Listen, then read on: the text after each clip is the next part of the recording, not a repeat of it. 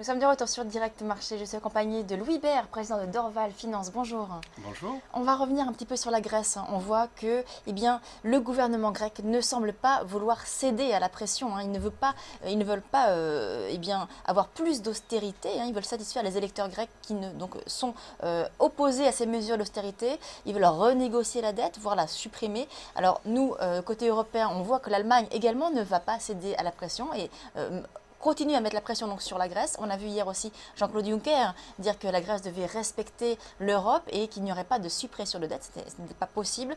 Quelle peut être concrètement l'issue des négociations? Parce qu'on voit vraiment deux parties là qui semblent vraiment bien ancrées dans leur position. Oui, bon, ça fait partie du jeu des négociations. C'est de démarrer des négociations sur une attitude relativement ferme pour essayer d'obtenir quelque chose. Donc, ce qui est important de voir, c'est que la dette grecque est quand même détenue pratiquement à 80%, soit par les institutions européennes à travers le FSF, la BCE ou le FMI, le reste étant, je crois, il y a 275 milliards à peu près de dette grecque, il doit y avoir une cinquantaine qui est encore dans le privé. Donc déjà l'impact sera beaucoup plus limité sur les marchés ça veut dire que c'est une négociation politique. Alors évidemment, quand même, si nous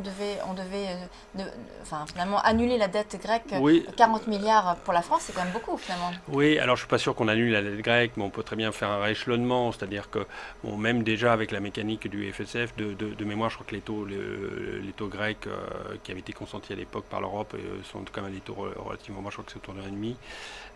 Mais on peut imaginer Un allongement un encore de la dette, on est déjà de... sur 30 ans là. Oui, mais ça va être une solution type Club de Paris. Enfin, visiblement, en tout cas, c'est ce que beaucoup d'économistes envisagent. C'est un rééchelonnement et une sortie dans le temps, puisqu'on sait très bien que de toute façon, cette dette, il va falloir l'étaler. Il faut trouver une forme qui soit acceptable pour les Grecs politiquement et puis aussi pour les Européens. Donc je pense que c'est une situation qui est un peu délicate parce qu'évidemment tout le monde va bomber un peu le torse pour essayer d'obtenir le maximum. Mais on devrait trouver une solution, ça prendra du temps, ça fera peut-être un peu peur au marché à un moment donné. Ça sera On a peut-être vu notamment hier une les marchés. Oui, hier ça baisse un peu, enfin ça c'est pas non plus effondré, bien sûr en Grèce, le marché qui est au cœur de la crise lui souffre, ce qui est tout à fait logique.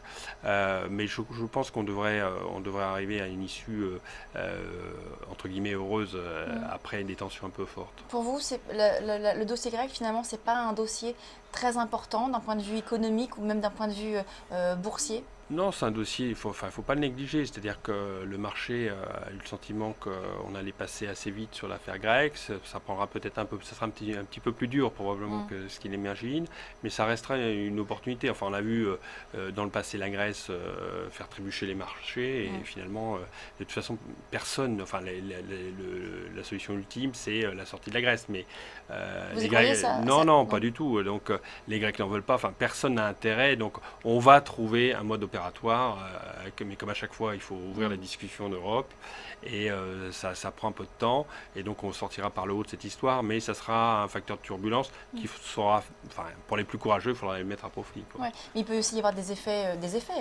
Par exemple, on a vu l'Espagne qui a fait beaucoup de réformes, qui a vraiment fait beaucoup d'efforts pour relancer son économie. Finalement, si la Grèce, on a loué beaucoup de flexibilité à la Grèce, ça aurait des répercussions sur d'autres pays qui ont fait des réformes. Oui, alors jusqu'à présent, il y a deux choses. On ne peut pas dire qu'il y a eu un effet de contagion massif de l'envolée des taux grecs sur les autres pays. Donc ça démontre aussi que ça semble quand même être relativement limité, même si maintenant, avec des discussions qui vont se muscler un peu, on va avoir un petit peu de tension sur ces taux d'Europe du Sud, un petit peu à l'image de ce qui s'est passé hier. Mais on voit bien que il n'y aura pas d'annulation stricto sensu de la dette, mais plutôt un rééchelonnement qui permettra de rendre la dette supportable. Les taux d'intérêt se sont écroulés partout. Et on peut faire un geste encore même sur le niveau de rémunération de la dette grecque. Alors jeudi dernier, jour pour jour, la BCE donc annonçait son quantitative easing. Donc ça donnait vraiment du baume au cœur sur les marchés. On a vu notamment plusieurs séances dans le vert, de belles séances de hausse. Est-ce que selon vous, c'est suffisant pour relancer l'économie ? En tout cas, c'est essentiel parce que le but de la manœuvre, c'est de relancer finalement quelque part, par l'effondrement de la rémunération de l'argent, c'est de relancer la distribution de crédit. C'est quand même ça Et donc après l'Asset Quality Review l'année dernière, maintenant c'est une opération bazooka, hein, donc il y a plus de 1000 milliards qui vont être mis sur la table. Donc ça veut dire qui va acheter du papier, donc ça veut dire qu'il y a des gens qui vont vendre du papier, donc c'est plutôt qui va vendre, donc plutôt des investisseurs institutionnels. Il va falloir trouver des placements, il va falloir faire des choses. Donc le message finalement de la BCE, c'est messieurs, je vais écrouler les taux et donc si vous voulez de la rémunération, prenez des risques. Donc allez dans l'économie réelle et faites bien sûr du crédit ou investissez dans des opérations de long terme sur des grands projets. Ce qui manque maintenant, c'est la confiance finalement des entrepreneurs, des entreprises pour Oui, mais pour le choc de investir. confiance, il est lié, il est en train de se produire. C'est-à-dire que c'est le contre-choc pétrolier qui est inespéré, hein, parce que finalement, la BCE voulait faire un contre-choc quelque part par l'effondrement des taux. Elle est accompagnée aujourd'hui par l'effondrement du baril. Il faut se souvenir que l'année dernière, le prix du baril était quand même en moyenne à 98 dollars. En moyenne. Donc on est en dessous de 50 dollars aujourd'hui, et ça c'est au moins 0,3 points de croissance supplémentaire. Certains économistes disent même 0,5. Et de ce point de vue-là, ça va créer un choc sur les entreprises, sur les consommateurs. Et on voit bien que les prévisions de croissance sont trop faibles en Europe. Les économistes semblent vraiment très timorés. On est à 1,10 alors qu'on a fait 0,8 l'année dernière. Et si on rajoute l'effet dollar, aussi le dollar quand même nous aide beaucoup pour créer ce choc de confiance. On a là aussi au moins 0,3% de croissance supplémentaire. L'effondrement des taux, les taux d'intérêt en moyenne sur le 10 ans. En Europe, on était à 3,50 il y a un peu plus d'un an. On est tombé à 1,5 en moyenne sur la fin de l'année dernière et on a encore un écroulement des taux. Enfin, on voit même les taux en Allemagne autour de 0,3, 0,4. En France, on est bien en dessous maintenant d'1%. Enfin, c'est même incroyable. Mais donc on voit clairement aujourd'hui un impact qui est très très fort qui fera que les révisions de croissance vont se diffuser aussi au niveau des entreprises. C'est-à-dire qu'il n'y a pas que la croissance du PIB français ou européen qui devrait dépasser 1,5. Mais pour la première fois cette année, on devrait avoir des croissances de résultats quand même revues à la hausse. Alors justement, les valorisations des entreprises, enfin des valeurs européennes, elles ne sont pas spécialement chères, mais elles ne sont pas non plus données. Hein. C'est exact. Voilà, on a des PE plutôt on va dire, autour de 14-15 aujourd'hui. Est-ce que vous estimez que finalement c'est le bon moment pour revenir sur le marché européen parce qu'il y aura du potentiel de croissance derrière ou il faut encore un petit peu attendre?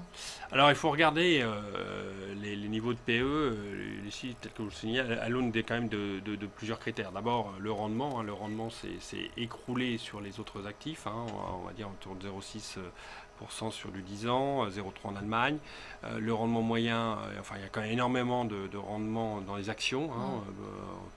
On trouve beaucoup de titres qui offrent du 3%. On a eu déjà 8% depuis le début de l'année, c'est déjà pas mal. Oui, alors, mais je parlais simplement des dividendes. Ouais. Et donc on voit bien que sur cet aspect uniquement rendement, on est pratiquement à 10 fois le rendement allemand. Enfin, je veux dire, c'est absolument fou comme facteur de soutien pour la valorisation. Donc ça veut dire qu'il y a une force de rappel qui est énorme. Le marché peut avoir de la volatilité liée aux événements grecs, aux géopolitiques, l'Ukraine, enfin ce qu'on veut. Il y aura certainement des choses cette année encore. Mais il y a une force de rappel qui est puissante parce que c'est là où il y a encore beaucoup de valeur et beaucoup de rendement. En plus, le cycle repart en zone euro. Et donc, avoir des PE qui soient un peu élevés avec des taux d'intérêt aussi bas et quand même des perspectives de révision à la hausse entre l'impact du dollar et du pétrole, et une consommation qui sera un petit peu meilleure. Donc, on voit que finalement, c'est plutôt une fenêtre assez intéressante pour entrer sur le marché. D'autant plus que vous avez la BCE, la quantitative easing, qui est derrière, qui vous dit de toute façon, si l'inflation n'arrive pas à 2%, je vais en remettre. Bon, donc il faut aller sur les valeurs de rendement. Alors certaines valeurs de rendement, oui. En tout cas, je dirais même le marché offre du rendement en tant que tel. C'est ça qui est... on n'est pas obligé d'aller chercher des rendements très élevés, au-delà de 5, etc. Même avec 3,5% de rendement, c'est déjà fantastique. Vous êtes un fonds de pension, une caisse de retraite. Qu'est-ce que vous faites aujourd'hui dans votre allocation ? C'est un vrai souci. Et donc, si vous avez des perspectives, des bilans solides, etc., et un rendement de 3%, avec une reprise devant vous, vous allez être tenté d'acheter des actions de ce type, sans prendre des risques sur des rendements dont la pérennité ne serait pas aussi solide. Mais c'est quelque chose qu'on joue aussi dans nos portefeuilles. C'est en tout cas une dimension qu'on intègre. Donc, retour sur les actions, les valeurs européennes, du rendement, tout en quand même gardant une petite prudence, c'est ça ? Après, il faut le faire progressivement parce qu'effectivement, il va y avoir de la volatilité pour des raisons géopolitiques. On sait très bien que l'Europe, c'est compliqué. On discute souvent, longtemps. Et on joue parfois à se faire peur pour finalement prendre une décision. La seule bonne nouvelle, c'est qu'ils sont condamnés à s'entendre, tous ces politiques, tous ces pays européens. Donc, mais ça peut faire un peu soubresauts, de turbulences, mais ça sera plutôt une opportunité pour nous pour entrer. Merci beaucoup Louis Bert, président de Dorval Finance. C'est la fin de Direct Marché. On se retrouve demain à 8h30 pour une nouvelle émission. N'oubliez pas que vous pouvez nous suivre évidemment aussi en direct sur vos mobiles avec l'application TV Finance. Très bonne journée à demain.